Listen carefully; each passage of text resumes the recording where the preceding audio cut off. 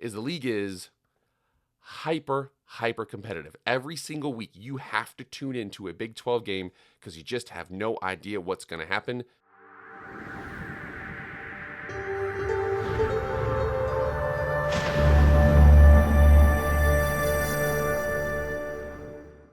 What's up, everybody? It is Jake back with Master Football. Thank you so much for being here.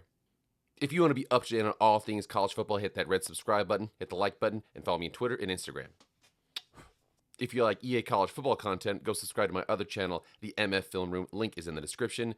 But enough about all that. College football content, let's go. All right, guys, we had an awesome weekend of college football. I will say the morning games started off a little slow. They were a little slow. There was some delays and things like that, but there were some good games all around.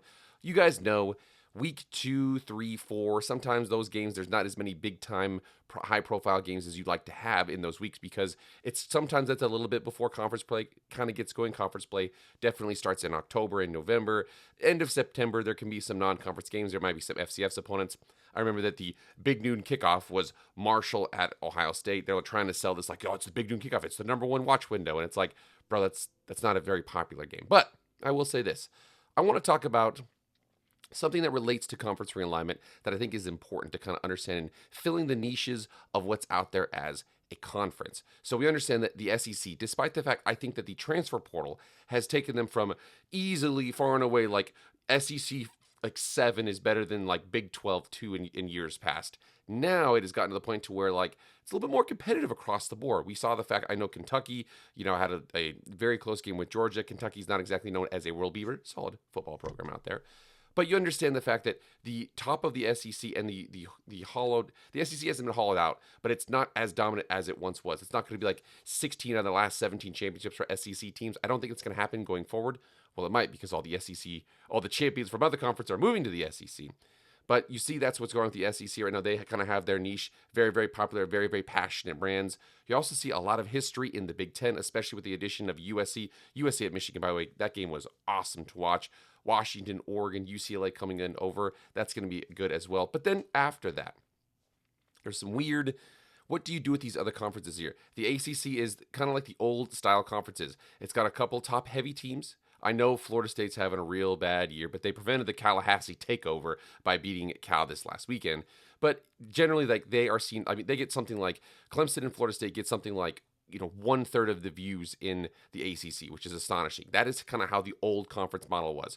Regional, and then a couple of top teams. However, that has since changed because the bigger conferences have taken those top teams. ACC is kind of the last holdover of that model there. And then there's the Big 12. And I think the Big 12 has done a really, really cool thing here. As a matter of fact, I want the new Pac-12 to kind of adopt this model here. The new Big 12 that we have right now. Obviously, we had the 8 members that were left after Texas and Oklahoma blocked people from coming in and then left anyway. There's lots of weirdness with that. But one thing I really like about the league is hyper competitive. Every single week, you have to tune into a Big 12 game because you just have no idea what's going to happen, just like the other day.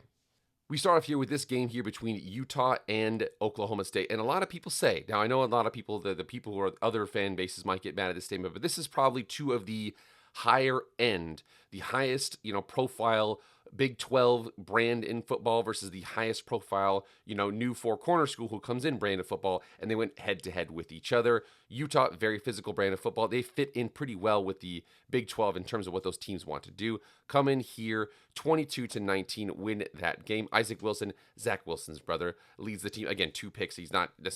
Utah's not known for that. You come down here and check out these rushing stats, 52 for 249 versus 15 for 48. You can definitely tell that Utah wants to play a physical style of football. The reason why there was such a tough matchup in that old Pac-12 was because everybody else was zigging and they were zagging. They were trying to be that physical brand of football. They bring that over to the Big 12. There'll be some teams that are going to try and challenge them with that. But so far, the 2 top match, this might be a rematch. We're talking about a rematch later on. This was a great game to watch. Very, very physical style brand of football. Love to watch this game. And then what could be the biggest shocker of all. First of all, I'm going to let you guys know something right now. Check out BYU's scoring defense on the season. They are doing fantastic. Kansas State, after playing, Arizona comes in. They beat them pretty well the other week. They're like, oh, dude, these new Four Corner schools, they don't stand a chance. I know BYU had been in the league for a little bit there. But number 13, Kansas State, we're going to walk into Provo. It's going to be fine. And, It was a house of horrors here. They did have 228 rushing, but no passing touchdowns, 2 picks by Avery Johnson. Jake Retzlaff, the BY Jew, he is Jewish. I'm sorry if that's too far. He is Jewish, but at a Mormon school, it's kind of interesting there. But so they are 4-0 right now. BYU is a shocker. Dude, I'm telling you, we might see ourselves a potentially like a game, the Holy War later in the season, and then a rematch of the Holy War in the conference championship. We don't know because again, this league is absolutely wild. And then we have the team that I just cannot figure out, the Kansas Jayhawks. Okay, because you can't figure out the Kansas Jayhawks because you can't figure out Jalen Daniels. He has unfortunately kind of been on a turnover kick here. He's highly talented with what he does. This game right here had a big delay. They got back. It was a close game. West Virginia 15 points in the fourth quarter to take that lead. This is another example that this league, every single week you have to tune in because you just have no idea what's going to go on. I know you don't expect a lightning delay to happen every single week, but again, this is a wild, wild matchup here. And the crazy part is, I haven't even mentioned this game yet. Oh yeah, there was that one game involving that one team with that one coach that nobody's ever having to talk about across all social media and everything like that. So we've got the Colorado Buffaloes, who are this close to being 2-2 heading into the bulk of their schedule. They get a Hail Mary at the end of the game. They almost got 2 Hail Marys. One was incomplete. The next one, catch it, touchdown, score. They fumble the ball into the end zone, rolls out. Safe or touchback, game over. The Colorado Buffaloes have won. They are 1-0 in conference. They're currently tied for first place. Your boy Prime, Coach Prime. So this league, I love this so much because this right here was just another game of the rest of the games involved this past weekend. Awesome to watch. And don't get me started on the UCF Knights. The UCF Knights also won. They won the previous Saturday. They played TCU. They were off this week, but they head into the bulk of their schedule. First of all, they have somebody by the name of Shadur Sanders and Travis Hunter coming into town on the 28th. They play Florida in a game that they are projected right now to probably win that game. And they have Cincy, and they have Iowa State, BYU. These last 6 games are brutal. At Iowa State, at West Virginia, Utah, BYU, these are going to be tough. Arizona State teams, they've never played as conference opponents before. These are going to be some wild East Coast, West Coast matchups, or Western Mountains versus East Coast matchups. You know what I'm trying to say here. This is going to be cool because what I mentioned before about the Pac-12, the reason why I mentioned them is because what they need to be concentrating on is adding as many brands they can to form a competitive league so that every single week you have to watch. And that is what the Big 12 has done. I mean, right now, if you look at this, now obviously BYU is number 22 and Utah is number 10. We got Iowa State 18, we got Oklahoma State 20, and Kansas State 23.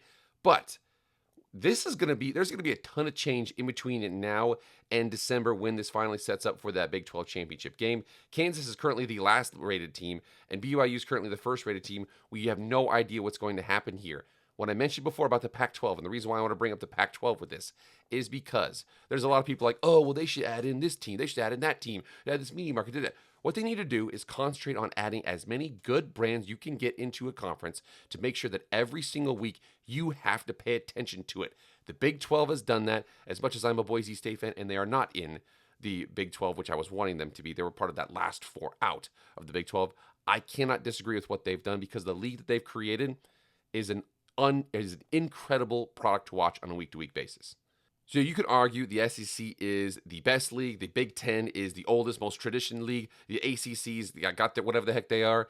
The funnest league so far is going to be the Big 12. You have to watch it. It's almost like an NFL-style conference because, dude, the lines are going to be small. You have no idea what's going to happen. There's going to be ups. There's going to be downs.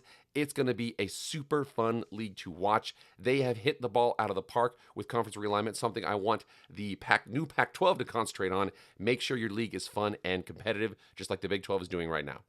All right, guys, get in the comments right now. What do you guys think of the Big 12? I personally love the product. Like I said, you've got finesse teams, you've got power teams, you've got speed teams, you've got everything up and down. There's no real bad team in the conference, and there's no real good team in the conference. I know Houston's had a rough start so far. But so far, dude, I'm telling you, on a week-to-week, year-to-year basis, it's going to be up and down. It's going to be crazy. Whoever comes out of this league, they're going to be, 11-2, 10-3, but have gone through an absolute gauntlet. I'm telling you, they are going to be a big, big impact in the CFP because of what they have to do on a week-to-week basis, man.